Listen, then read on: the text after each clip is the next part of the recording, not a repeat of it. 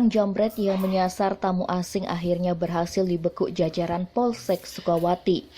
Parahnya komplotan ini telah beraksi di 6 TKP berbeda di wilayah Gianyar dan merupakan residivis dengan kasus serupa.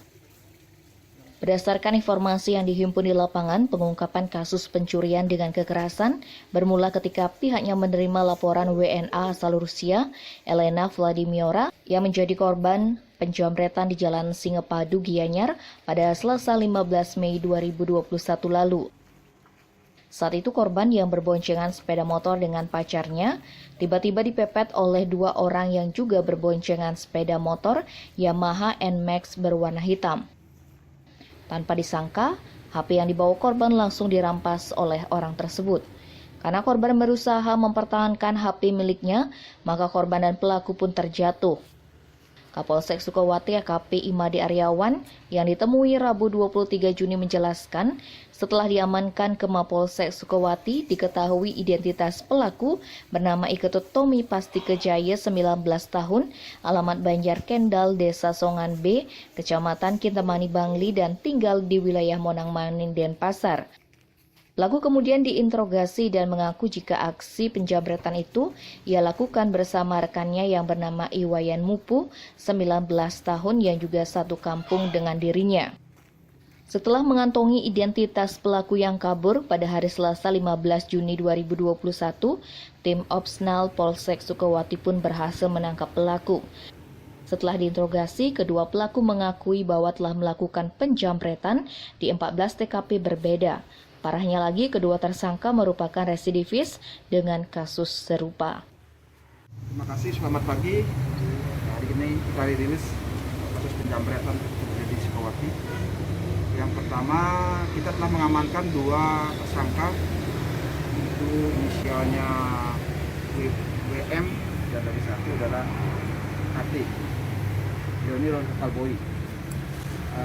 Beliau ini kita tangkap di seputaran Sukawati. 1 orang tangkap di Tegal Tamu, 1 lagi hasil pengembangan buron selama 1 bulan. Bisa kita amankan. Dari peristiwa ini kita dapat ungkap mereka telah melakukan di 14 TKP, 6 TKP ada di Sukawati, 8 TKP ada di daerah Denpasar di Kute, tepatnya di Jalan Sansetut. Jadi mereka spesialis korban orang asing, tamu asing. Dengan cara modus operandinya mereka menunggu di tempat yang strategis, di suatu tempat. Ketika tamu lewat, orang asing lewat atau calon korban lewat, mereka lengah mengeluarkan HP yang rata-rata bermerek iPhone, misalnya mengecek Google Map. Di saat itulah mereka melakukan aksinya dan langsung memepet dan melaksanakan aksi. Jadi ini potensi ini dilakukan oleh mereka karena melihat kelengahan dari teman-teman asing. Di dalam kesempatan ini kita mempublish, semoga menjadi pelajaran buat kita semua sehingga tamu-tamu asing yang ada di wilayah Bali waspada karena masih ada kemungkinan perilaku ini terjadi di wilayah kita. Kemudian resi ini apa nih? Nah ini dari 14 TKP 13 sudah terkirim atau dilakukan transaksi penjualan ke Banten.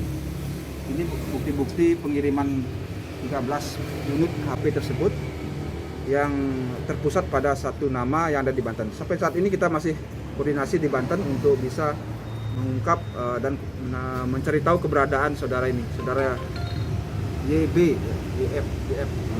Diduga penodaan. Ya. Sejak kapan dia melakukan aksinya ya? 2 tahun terakhir ya. Ini residivis orangnya. Residivis tahun 2019 dan lagi 2020. Jadi setelah keluar dari penjara tidak ada perubahan. Ya, kurang lebih 2 tahun lah. Residivis apa namanya? Sama jambret.